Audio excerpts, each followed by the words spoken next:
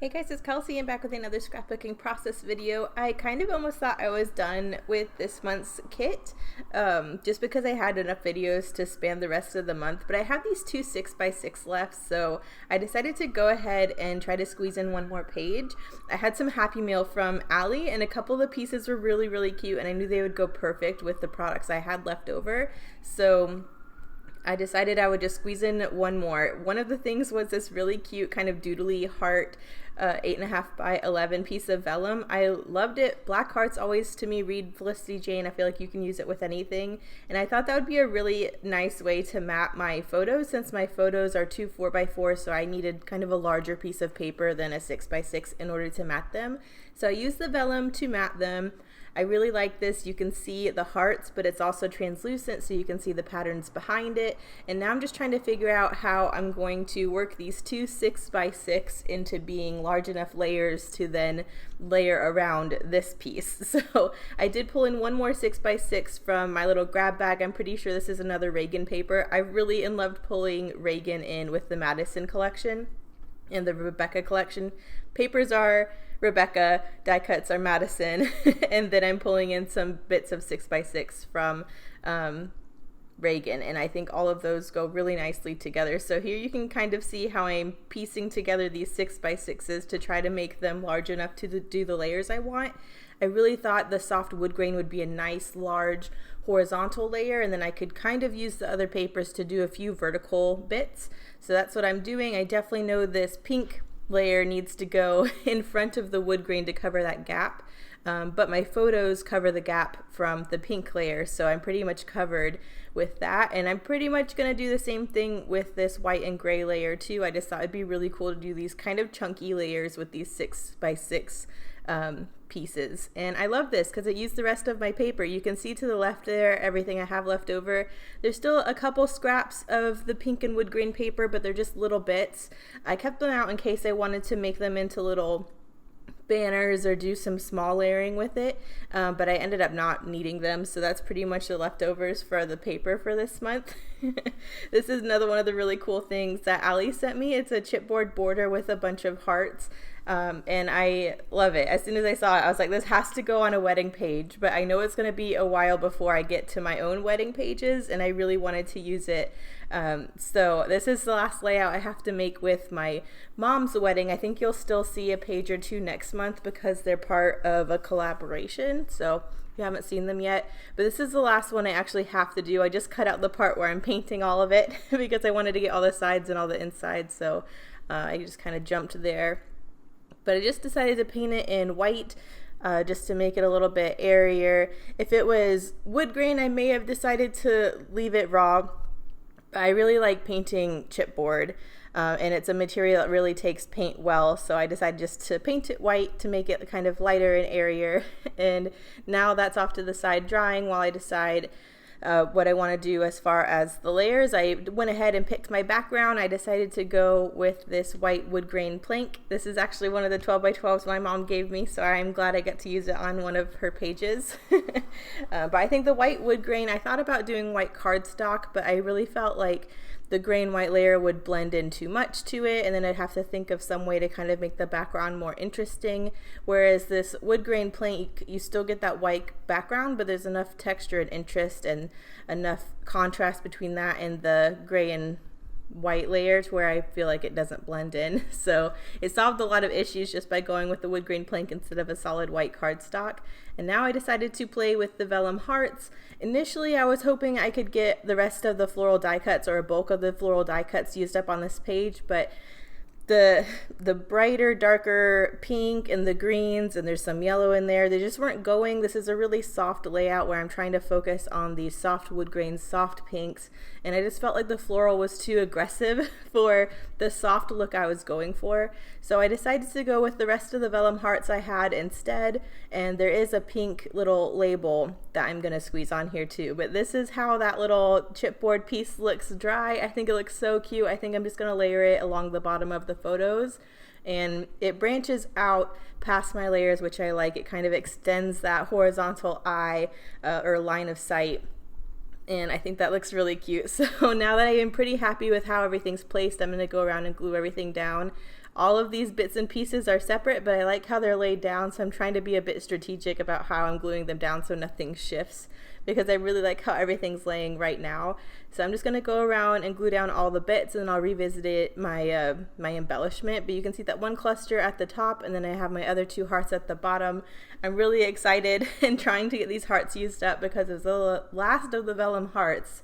And there were a ton of vellum hearts in my kit this month. So I'm really hoping, since I'm not using the floral pieces, I can at least use those. So that's the plan. I'm just dotting some Tombow Mono Multi across that chipboard piece.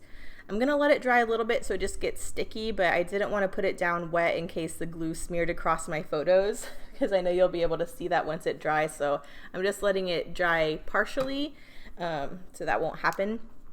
But while that's drying, I'm going to revisit these little vellum heart clusters again.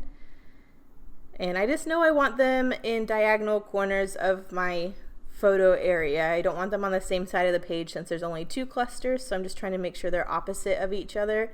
And I'm just trying to be strategic again about where I place my glue tape, because you can see it through the vellum. Thankfully, this top cluster had that little label, so I was able to put the glue on the label and then stick it down to the 2 vellum pieces, and then on the back of those pieces to glue it to the paper, I just put the glue where the label is again, so it's covered. This bottom piece was a little bit trickier because I don't have a die cut to kind of cover up where I put the glue.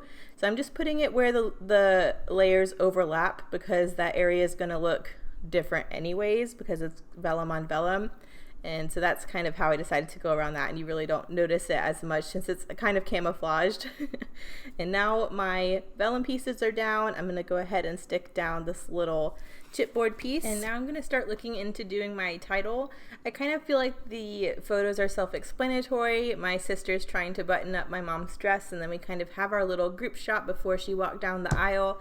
I attempted to help her into her dress, but I could not figure out the loops in the buttons with my nails, and somehow my sister figured out how to do it. So I just have those 2 photos, so I'm trying to think if I need a title is enough or if I need to do journaling, but in the end I decide I'm just going to title this Ready, just so you kind of get like we're getting ready and then we are ready.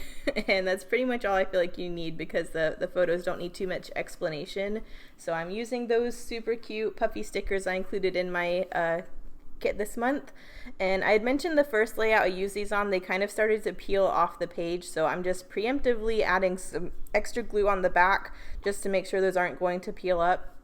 So it takes me a little extra to get them glued down, but I really think it's worth it, because one of the things that irritates me more than anything is when I have to go back to an old layout to re-glue something down. So I would rather just take the time and do a little extra now. So I'm just lining this black alphabet up on that pink layer.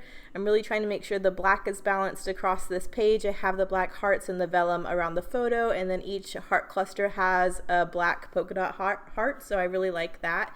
So now that I'm adding some more black up here, I just want to make sure I have a little more black down by the other heart cluster, just so that's not too top heavy. So there's one puffy heart left on that alphabet sheet. I'm going to put that down in the heart cluster so that has a little extra. And then you saw I added one of those cute little rubber tags down there too. I used the black and white one with the pink hole reinforcer, and I think that's perfect. Adds in just enough black in the bottom to kind of balance this black title at the top. And then I just decided I pretty much need finishing touches. I want to keep this one really light and airy, but I just wanted one more detail that was kind of a fun embellishment that kind of was like, wow.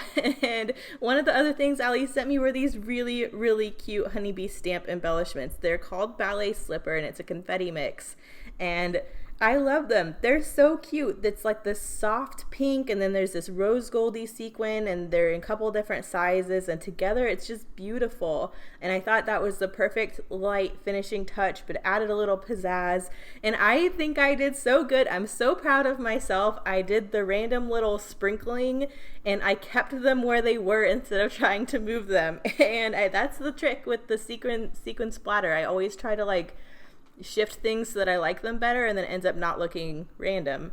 And I'm usually not happy with how my sequin scatter looks.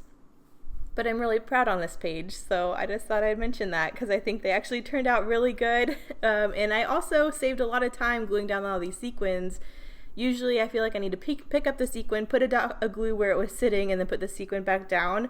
It's way faster just to dot a bunch of glue right next to the sequins, get all your glue on the page, and then just shift the sequins over a smidgen where the glue is. Because I don't know why I wanted to put them exactly where they were, but that saved a ton of time doing it that way. So you can see I just dotted my glue around, and now I'm just shifting the sequins over on top of the glue. And again, I'm using Tombow Mono Multi. That stuff's super sticky. Those aren't gonna fall off. And I just think that's so cute. I thought that was such like the perfect finishing touch. In the end, I realized it was kind of weird having an empty label at the top, so I just doodled a couple more hearts and I added a couple more black pieces to the layout, but this is the finished one. So close-ups are here. Everything's pretty simple, but I'm really glad I got to use these kind of special elements Allie sent me. I really feel like they made the page, and I'm really glad this one turned out kind of soft since it's for a wedding. Thanks guys so much for watching, and I'll see you in the next one. Bye.